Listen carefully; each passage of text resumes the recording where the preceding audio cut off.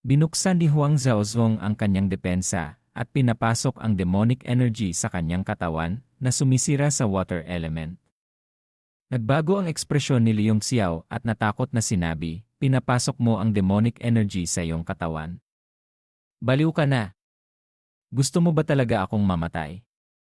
Sabi ng demonic dragon, ang demonic energy ay nasa katawan mo na, ngunit pinipigilan ito. Ang demonic energy ay sumisira sa lahat ng bagay at kasing lakas ng Nine Heavens Emperor Key. Kailangan mo lang protektahan ang iyong Sea of Consciousness at Spiritual Altar para hindi makapasok ang demonic thoughts. Maliban doon, maaaring gamitin mo ang iyong hindi mahuhulaan at misteryosong divine power. Pero sapat na ba ang kaunting iyon para punan ang pagitan ng iyong mga ngipin? Ang divine power sa Dantian ni Liu Xiao ay mas malakas pa kaysa sa Nine Heavens Emperor Key at demonic energy, ngunit napakanipis nito kaya hindi nito kayang alisin ang water element na gumugulo sa kanya. Nagpatuloy ang demonic dragon, bukod dito, hindi ba't malapit ka na sa katawang walang kamatayan? Ang pagpapasok ng demonic energy sa iyong katawan ay maaaring magsanay sa iyong katawan upang maabot ang pinakahuling estado na ito. Higit pa rito, kahit na hindi malinis ng demonic energy ang water element, kung makalusot ka sa katawang ginto na walang kamatayan, maaari mong gamitin ang kapangyarihan ng katawang ginto upang itaboy ang water element palabas ng iyong katawan, o kahit nasipsipin ito. Naintriga si Liu Xiao pagkatapos makinig. Tama ang sinabi ng demonic dragon, ngunit ang pagpapasok ng demonic energy sa katawan ay lubhang mapanganib. Kung hindi ito makontrol, madali itong mawalan ng kontrol at magdulot ng demonic thoughts na hahantong sa demonic path. Wala ka ng ibang paraan. Kung hindi, magpatuloy ka na lang sa pagsipsip ng spiritual energy at direktang tumagos sa 8-star martial grandmaster, at pagkatapos ay sipsipin ang demonic energy sa iyong katawan, iminungkahi ng demonic dragon. Pagkatapos magsalita, pumikit ito at nagpatuloy sa paglilinang. Naintindihan ni Liu Xiao na wala nang mas mahusay na solusyon. Ang kapangyarihan ng water element ay parang chronic poison. Ang kanyang katawan ay dahan-dahang nagiging mas malala. Matapos maintindihan ito, binawi niya ang Yuan Qi sa paligid ng kanyang katawan, at ang vacuum state ay agad na nawala. Muling binalot siya ng lawa. Nagpatuloy si Liu Xiao sa paggawa ng incantation gestures, nagpakita ng one vein of creation, at walang tigil na sinipsip ang spiritual energy upang atakihin ang bottleneck ng 8-star martial grandmaster. Lumipas ang panahon at ang spiritual energy sa lawa ay naging mas manipis. Dati, nang pinapanday niya ang unfettered Jade Trace Flat Lake Mirror, ang Thunderwind Merchant Association ay patuloy na nagbuhos ng isang maliit na mineral vein dito upang magtagumpay sa paggawa nito.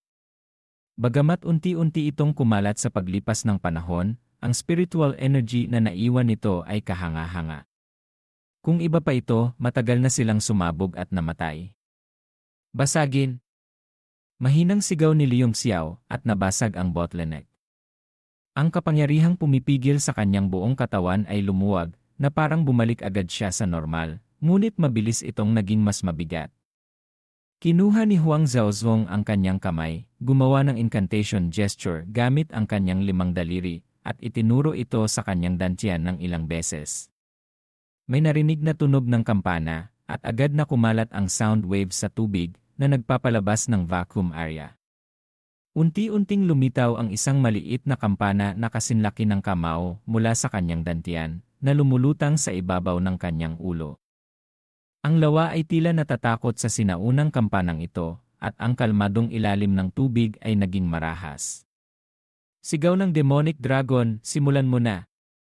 Gagawin ko ang lahat para protektahan ang iyong spiritual altar at Sea of Consciousness. Kung matatapos ka, lahat tayo ay matatapos. Nang umalis si Huang Zhaozong, ang demonic energy na pinipigilan ay agad na lumabas, na marahas na kumalat sa lahat ng bahagi ng kanyang katawan, na direktang pumasok sa kanyang mga meridian at katawan, na pilit na sumisira sa lahat. Sa sandaling ito, lumitaw ang mga itim na marka sa balat ni Liu Xiao. Ang mga ito ay mga kakaibang sinaunang simbolo na lumilitaw, at sa bawat paglitaw nito, ang demonic energy sa kanyang katawan ay nagiging mas malakas. Posibleng masakop nito ang kanyang buong katawan. Ano to? Gulat at takot na tiningnan ni Leong Xiao ang mga itim na pattern sa kanyang katawan. Labis siyang nasaktan at natakot na sinabi, "Demonic Dragon, normal ba ang katawan ko?" Seryosong sinabi ng Demonic Dragon, "Hindi normal." Ano? Nawalan ng boses si Leong Xiao at sinabing, "Hindi normal. Huwag mo akong papatayin." Anong nangyayari? Nararamdaman kong ang mga pattern na ito ay nagtutulungan upang bumuo ng isang kakaibang marka na bumubuo ng bawat layer, ngunit ito ay purong kapangyarihan. Tila kaya nilang bumuo ng selyo sa kanilang sarili. Sakit din sa ulo ng Demonic Dragon at nahihiyang sinabi, "Hindi ko pa naranasan ang ganitong sitwasyon." Iba ba ang demonic energy ng isang dakilang demonyo sa ibang demonic energy? Galit na sinabi ni Leong Xiao, "Akala ko pa naman naiintindihan mo. Nakakainis. Mamamatay na ako dahil sa'yo. Sa ganitong panahon, kailangan ko na lang lunukin ito." Nakaramdam siya ng kawalan ng lakas sa kanyang puso. Sinimulan niyang magpumilit. Hanggat hindi nawawala ang spiritual altar at sea of consciousness, hindi malaki ang problema. Bukod dito, ang demonic energy ay dahan-dahang sumisira sa nakalalasong water element sa kanyang katawan. Ipinakita ng kanyang mga kamay ang Great Evolution Divine Art at lumitaw ang isang gintong pattern sa kanyang sea of consciousness na puno ng kapangyarihan. Nagpapakita ito ng maswerteng aura na nagliliwanag sa spiritual altar at ginagawa itong napakatahimik. Hindi nagtagal, lumitaw ang mga demonic vein sa labas ng kanyang katawan. Nalaman ni Leong Xiao na kahit na sinubukan niyang pigilan ang Yuan Qi, madali itong masisira. Kumalat pa rin ang itim na qi sa kanyang batok, at pagkatapos ay natakpan ng mga ugat ang kanyang mga pisngi at kumalat sa kanyang noo. Biglang bumukas ang ancient heavenly eye, at lumiwanag ang liwanag sa kanyang mga mata, na nagpapalabas ng isang dilaw na ilaw na bumubuo ng isang ginintuang sinag sa paligid ng heavenly eye, na nagpoprotekta sa spiritual altar sa kanyang gitna ng kilay at naghihiwalay sa demonic energy sa labas. May gulat na ekspresyon ang Demonic Dragon habang tinitingnan ang buong katawan ni Leong Xiao. Maliban sa kanyang gitna ng kilay, ang kanyang buong katawan ay natatakpan ng siksik na demonic patterns na halatang katulad ng imahe ng isang dakilang demonyo. Pinipigilan niya ang kanyang takot sa kanyang puso at sinabing, "Tila nagtagumpay ka. Okay ka lang ba?" Paulit-ulit itong nagtanong ng ilang beses, ngunit hindi sumagot si Leong Xiao. Nanatili siyang tahimik. Biglang dahan-dahang itinaas ni Leong Xiao ang kanyang mga kamay at gumamit ng kakaibang mga paggalaw upang pisilin ang itim na demonic energy. Dahan-dahan itong namuo sa ilalim ng kanyang hand seals, at lumitaw ang isang itim na imprint sa kalangitan. Sabi ni Leong Xiao, "Maganda. Ang pagbuo ng mga pangunahing elemento ay ang pagbuo ng mundo. Ang lahat sa universo ay umiiral sa loob nito at hindi maaaring sirain.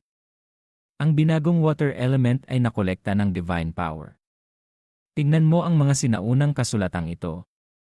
Tinignan ng Demonic Dragon at nakita ang isang patak ng berdeng tubig na namumuo sa gitna ng mga ginintuang kasulatan. Ang berde ay sobrang lalim na patuloy itong gumagalaw sa ginintuang liwanag sa isang hindi tiyak na hugis. Seryosong sinabi ng Demonic Dragon, "Ito ang water element." Sabi ni Leong Xiao, "Kung hindi ako nagkakamali, dapat itong 100 rivers source water." Napaiyak siya at sinabing, "Napakasama na napakaliit nito. Tila hindi ito sapat upang punan ang pagitan ng aking mga ngipin kapag binubuksan ko ang domain world sa Diyos na mundo." Sabi ng Demonic Dragon, "Bagamat maliit ito, napakahalaga nito. Itago mo ito. Sino ang nakakaalam, maaari mo itong maibenta sa magandang presyo sa hinaharap. Hindi ko alam kung ang mga lawang ito ay maaaring magbuo ng kaunti." Umiling si Leong Xiao at sinabing walang saysay, "Ang lawang ito ay may isa lamang patak ng 100 rivers source water. Nilinang ko ang higit sa kalahati ng patak. Ang natitirang bahagi ng lawa ay may napakalaking intensity. Ang demonic energy sa aking katawan ay nanloloko. Hindi na sayang ang pagpunta ko sa ilalim ng tubig sa pagkakataong ito. Ibinaliktad niya ang kanyang kamay at agad na itinago ang kalahati ng 100 rivers source water sa Diyos na mundo. Itinaas niya ang kanyang ulo at tiningnan ang kalangitan sa labas. Ang vacuum state ay isang malinaw na lawa, ngunit hindi niya makita ang kalangitan dito. Hindi ito isang pormasyon o pagbabawal, ngunit isang suwan-kiban. Para masira ito, maaari lamang itong masira gamit ang puwersa. Nanlamig ang mga mata ni Leong Xiao, at binuksan ng kanyang kanang kamay ang isang malamig na ki na namuo sa kanyang palad. Gusto ng malamig na sandata na masira sa hangin. Old Yuan, hayaan mo akong makita kung ang North Heaven Cold Star Aaron Sword mo ba ay pinanday sa siyam na order ng tribulation. Sigaw ni Leong Xiao, at sa wakas ay namuo ang malamig na ki sa kanyang kamay sa isang sinag ng ilaw, isang malamig na sinag ng ilaw mula sa labas ng espasyo. Nang hawakan niya ang North Heaven Cold Star Sword sa kanyang kamay, agad na nagsimulang gumalaw ang lawa, at ang mga alon sa lahat ng direksyon ay nagsimulang kumilos. Ang mga bituin ay tumatago sa ibabaw ng lawa at namumuo sa kalangitan.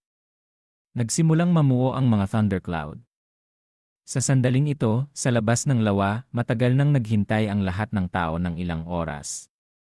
Lumipas ang panahon, at matagal na nilang nawala ang kanilang pasensya, at nagsimulang magalit. Anong nangyayari? Hindi. Ba't hindi siya umaalis dito? Nagpupumilit akong agawin ang isang record, ngunit hindi ito isang lakad sa parke. Tumahimik ka. Kung malakas ka, umakyat ka. Sirain mo ang kakaibang lawang ito para sa amin. Anak ng maraming eksperto dito, pero parang kahoy sila. Kung mayroon akong cultivation ng isang martial grandmaster, sisirain ko ang lawa gamit ang isang palad. Paano ako mananatili sa lugar? Alam mo na hindi ka martial grandmaster, kaya sumunod ka na lang sa akin. Kung inisin mo ang mga eksperto na yon, mamamatay ka at walang lugar na paglilibingan sa'yo. Nagsimulang magreklamo ang lahat, ngunit walang sinuman ang naglakas loob na humakbang sa lawa sa kanilang harapan. Sa wakas ay hindi na nakatiis si Jin Xuan at sinabing, matagal nang nawala ng kontak si Yong Xiao. Hula ko na nakulong siya. Bakit hindi tayo magtulungan para sirain ang lawang ito? Hindi siya pinansin ni Tanjon, ngunit tumingin sa likod at sinabing, may narinig akong tunog ng kampana sa ilalim ng lawa. Iniisip ko pa rin kung nagkamali ako ng pandinig. Naramdaman ba ninyo? Masayang sinabi ni Jin Xuan, kaya totoo pala. May boses na lumabas sa ilalim ng itim na balabal, malabo ko ring narinig ang tunog ng kampana. Tama, may narinig niya akong tunog ng kampana. Dapat nahihirapan si Leong Xiao sa loob. Dahan-dahan ding sinabi ni Xun Ziming na iwinagayway ang isang balahibong pamaypay, hindi ko alam kung kailangan namin siyang tulungan. Bagamat ang tunog ng kampana ay paulit-ulit at bahagyang narinig, hindi ito nagmamadali o mabagal. Maliwanag na may ritmo ito. Sabi ni Tanjon, sige, maghintay tayo ng kaunti. Hanggat hindi tayo nagmamadali, may magmamadali. Mahinang umiti si Xiao Minghui at sinabing, hindi kaya ang mga tao ng Merchant Association. Tinakpan ni Tanjon at sinabing, hindi ko sila nakikitang makapaghintay ng matagal. Sa sandaling matapos niyang magsalita, ang mahigit 100 merchant forces na pinamumunuan ng Thunderwind Merchant Association ay lumakad. Puno ng malamig na ngiti ang kanilang mga mukha. Tumawa ng malakas si Dilin sa malayo at sinabing, haha, bakit kayo nakatayo sa tabi ng lawa at nagpapalamig? Haha, malamig na tumawa si Tanjon at sinabing, nagtatago ako sa gilid at nanonood. Ngayon lang kayo lumabas. Namula si Dilin at mahinang sinabing, hindi ko maintindihan kung ano ang ibig sabihin ng Sect Master Tan sa mga salitang ito. Paano kayang pigilan ng isang lawa ang North Dipper Sect, Lairi Scorpion Sect, New Moon Sect, at maraming nakababata na kapatid? Sabi ni Tanjon, dahil narito na ang mga pangunahing tao, dapat ninyong bawiin ang inyong mga pagbabawal. Aalis na rin ang lahat. Tumingin si Dilin sa kalangitan at sinabing, hindi ko talaga maintindihan kung bakit sinasabi ni Sect Master Tan ang mga salitang ito. Nanlalamig at nakamamatay ang mukha ni Jin Suan, at galit na sinabing, panlilin lang, panlilin lang, panlilin lang. Thunderwind Merchant Association ba ito? Hindi ba kayo natatakot na maging katatawanan sa mundo kapag kumalat ito? Biglang nagbago ang ekspresyon ni Dilin, at galit na sinabi sa bawat salita, Jin Suan, maaari kang kumain ng anumang gusto mo, ngunit hindi ka maaaring magsalita ng anumang gusto mo. Kung magkamali ka, ikaw mismo ang mamamatay. Hindi ka maaaring magsalita ng walang katotohanan dahil kung magsinungaling ka, posibleng mamatay ang buong pamilya mo. Ang pinakamahalaga sa isang merchant association ay ang reputasyon. Kung hindi maganda ang reputasyon mo, hindi mo kailangang sirain ng iba ang brand mo. Mapuputol mo na ang iyong pundasyon. Lumubog ang puso ni Jin Suan, tumawa at sinabing, Dilin, nangangahas ka lamang na pisilin ang mga malambot na peras. Isa kang anghero. Namula si Dilin sa sobrang galit. Seryosong sinabi ni Fang Tianhe, ano ang iniisip mo? Paano kang nangangahas na ituro ang ilong kay President Dilin? Malinaw na miyembro ka ng isang merchant force, ngunit tumatayo ka sa mga kalat ng South Flame City. Isa kang traidor. Kung sasabihin mo pa ang isang salita, papupuntahin kita sa Western Heaven. May lumabas na malamig na ilaw sa kanyang mga mata. Matagal na niyang nais ang Purple Cloud Merchant Association, at malapit na niyang agawin ito. Mayroon siyang ideya na gamitin ang pagkakataong ito upang alisin si Jin Suan at mapabilis ang proseso ng pang-agaw. Sa pag-isip nito, nagpakita ng aura ang Martial Grandmaster sa kanyang katawan at sinupil ito sa harap. Agad siyang nakatuon kay Jin Suan, na naggingisi at sinabing, President Jin Suan, kung wala ka ng puso para sa Merchant Association, huwag mo kaming sisihin sa hindi pagkilala sa iyong pagmamahal. Ngayon, aalisin ko si Fang Tianhe para sa Merchant Alliance at ipapadala ka sa Heaven. Hihi. Sa tingin ko ay hindi masama ang iyong hitsura. Kung pumayag kang maging alagang hayop sa ilalim ng aking balakang at paglingkuran ako ng komportable, maaaring iligtas kita sa kamatayan. Ang aura sa kanyang katawan ay unti-unting lumapit at namutla ang mukha ni Jin Suan. Kinagat niya ng mahigpit ang kanyang mga ngipin at walang laman ang kanyang mukha. Hindi man lang niya masabi ang isang salita. Sinubukan niyang ilipat ang yuan power ng desperado at pilit na sinabi ang salitang walang hiya sa kanyang puso. Kinakabahan din si Mei Dongger. Bagamat hindi niya kilala si Jin Suan, naglakad siya kasama si Leong Xiao. Walang duda na kaibigan niya siya. Ang kaibigan niya ay kaibigan niya. Mabilis niyang tiningnan si Tanjun at sumigaw, Deputy Secmaster, Sir. Itinaas ni Tanjun ang kanyang ulo at sinabing, oh, ang ganda ng panahon ngayon.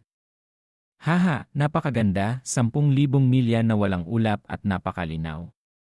Ngumiti rin si Xun Ziming na nagpapakita ng kanilang saloobin na nagpagalit kay Mei Dongger, ngunit wala siyang magawa. Nang makita ni Fang Tianhe ang kanilang saloobin, mas naging matapang siya sa kanyang puso at umaabot ang kanyang pagmamataas sa kalangitan. Sabi niya, President D, at lahat ng President, nakita niyo ngayon na ang President Jin Suan ay nakikipagsabwatan sa iba para saktan ang interes ng ating Merchant Alliance. Talagang karumal-dumal ito. Palilinisin ko ngayon ang trader na ito para sa Merchant Association. Dapat kong bigyang kahulugan ang katarungan. Ang gawa na ito ay isang biyaya para sa Merchant Alliance. Si President Jin Suan ay tuso at nawalan ng katinuan. Malayo na siya sa landas ng kasamaan. Namatay siya ngayon dahil gumagawa siya ng problema. Tama, masasaksihan ito ng lahat. Kung may anumang hindi pagkakaunawaan sa hinaharap, nasa puso ng lahat ang katarungan. Nagbigay ng pahintulot ang isang grupo ng mga tao sa Merchant Association. Ang bawat isa ay may malalamig na mukha na nagpapakita ng isang hindi nakikialam na saloobin. Nang makita ni Fang Tianhe na hindi nakikialam ang mga tao ng North Dipper Sect at ang mga tao ng Merchant Association ay nakatayo sa kanyang panig, agad siyang tumigil sa pag-aalala. Ngumiti siya ng malakas at humakbang pasulong. Naging mas mabigat ang pressure. Na nagmamataas at galit siyang umiti at sinabing, "Sundin mo ako at mabubuhay ka, labanan mo ako at mamamatay ka." Jinsuan, itinakda ng langit na mamatay ka. Ipapadala kita sa heaven. Nang makita niya ang paraan ng mahigpit na pagkakakagat ni Jinsuan sa kanyang mga ngipin, habang sinusubukang pigilan ang kanyang pressure, mas lalo siyang nasiyahan sa kanyang puso, tulad ng isang pusa na nilalaro ang isang daga. Tumawa siya ng malakas at sinabing, "Haha, huwag kang matakot o mag-alala. Pagkatapos mong mamatay, aalagaan ko ang lahat ng negosyo ng Purple Cloud Merchant Association. Haha, mamatay ka ng payapa." Sa nakamamatay na intensyon na lumalabas sa kanyang mukha, handa nang umatake si Fang Qianhe. Sa sandaling ito, nagbago ang panahon at natakpan ng maitim na ulap ang kalangitan. Sa hindi mabilang na dagundong, dumagundong ang kulog sa kalangitan. Sa 8 direksyon, may lumitaw na mga ulap. Ang kalangitan, na dating malinaw at maliwanag, ay biglang naging siksik na maitim na ulap. Sa bawat layer ng maitim na ulap, may kulog at kidlat na kumikislap at patuloy na nagtitipon sa lawa. Anong nangyayari? Natakot ang lahat at tumingala. Nakita nila ang kalangitan na naging dagat ng kulog at kidlat. Ang kapangyarihan ng kidlat ay lalong lumalakas at dahan-dahang naging berde. Sa huli, nagpakita pa ito ng senyales na nagiging kulay lila. Nagbago ang kalangitan at nagsimulang gumalaw ang hangin. Anong nangyayari? Natulala rin si Fang Qianhe na handa nang umatake sa kanyang lugar. Nagulat na sinabi ni Xun Ziming, "Ano to? Sabi mo kanina na maganda ang panahon. Bakit nagbago?" Sinulyapan siya ni Tanjon, ngunit ang kanyang mga mata ay puno ng pagiging seryoso. Nakatitig siya sa mga thunderclouds sa kalangitan, na lubhang natakot. Natakot na tumingin ang lahat kay Dilin at galit na sinabing, "The old scoundrel, anong kalokohan ang ginagawa mo? Anong uri ng kidlat ang mga ito?" Hindi rin alam ni Dilin na nakatingin sa lawa. Sa sandaling ito, ang lawa ay patuloy na kumukulo at hindi na kasing tahimik ng dati. Sa ilalim ng pressure ng heavenly lightning, mas lalo itong naging maliit. Chai chai chai. Nagtitipon ang kulog at kidlat, at sa wakas ay namuo sa isang tiyak na antas, na nagiging isang sinag ng kulog at sinaktan ang unfettered jade trace flat lake mirror.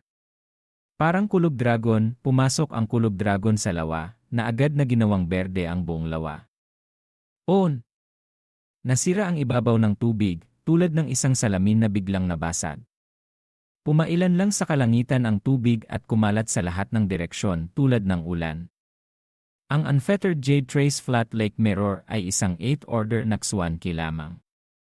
Paano nito mapipigilan ang 9th order na Thunder Tribulation?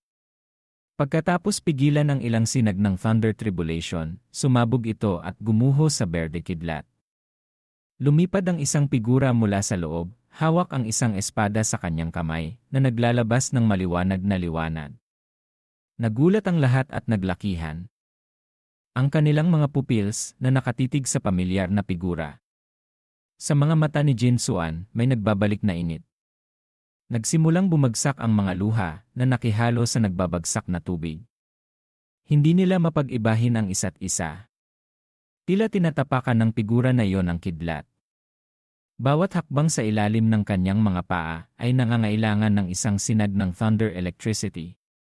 Isiniwalat nito ang tunay na mukha ng unfettered jade trace flat lake mirror. Ang yelong tunog ay nag-echo, "Hindi maganda ang pandinig ko. Sino ang nagsabi kanina na gustong ipadala ang kaibigan ko sa heaven?" Pakiusap na tumayo ang high-ranking person na ito. Rumble! Ang mga tao sa paligid ni Fang Qianhe ay hindi inaasahang kumalat, iniiwan si Fang Qianhe na nag-iisang nakatayo. Sa ilalim ng kanyang aura, hindi kusang umatras si Fang Qianhe. Titik na nakatitig sa kanya ang mga mata ni Liong Xiao at sinabi niya, "Oh, lumalabas na si President Fang. Huwag mo nang alalahanin ang pag-uulit nito sa akin. Gusto kong marinig itong malinaw." Nyanig ng buong katawan ni Fang Qianhe, at ang kanyang titig ay naging seryoso, tulad ng kanyang buong katawan ay tinamaan. Ang kanyang buong katawan ay labis na hindi natural. Siya ay isang 7-star Martial Grandmaster at tinititigan ng isang Martial Grandmaster na nagiging sanhi ng takot. Mas lalo siyang natakot sa kanyang puso at umatras. Hindi ko sinabi. Kalimutan mo na. Sa mundong ito, hindi lahat ay nangangailangan ng pagsasabi. Itinaas ni Leon Xiao ang kanyang talukap ng mata at binuksan at isinara ang liwanag, hindi mahuhulaan. Mayroon pang ang kidlat na kumikislap sa loob nito. Sinasalamin ng berde kidlat ng kalangitan ang kanyang sarili, tulad ng kalangitan na bumabagsak sa langit. 10,000 milya ng langit ay tinatakpan ng berde na binabalot ang bilyon-bilyong taon. Ang tumatagal at hindi nasisirang kapangyarihan ng langit at mga bituin ay nagtipon sa ilalim ng aking espada. Itinaas ni Leon Xiao ang North Heaven Cold Star Sword at malamig na tiningnan ito sa ibaba. Ang kanyang estado ng isip ay hinamak ang lahat ng nabubuhay na nilalang. Nararamdaman ng lahat na may malamig na yelo sa kanilang mga puso na tumatama sa kanila. Kapag naranasan mo na ito ng mag-isa, mauunawaan mo lamang kung gaano kalungkot ang titig na yon. Espada Decision Starfall. Sa isang pagbawas, ang liwanag na parang tubig ay ipinanganak sa North Heaven Cold Star Sword na namumuo sa kapangyarihan ng bituin, tulad ng mga bituin sa kalangitan na bumabagsak sa mundo. Ang kapangyarihan ng langit na kulob na namuo sa espada ay pinutol din ng espada. Sa isang espada, humina ang lahat.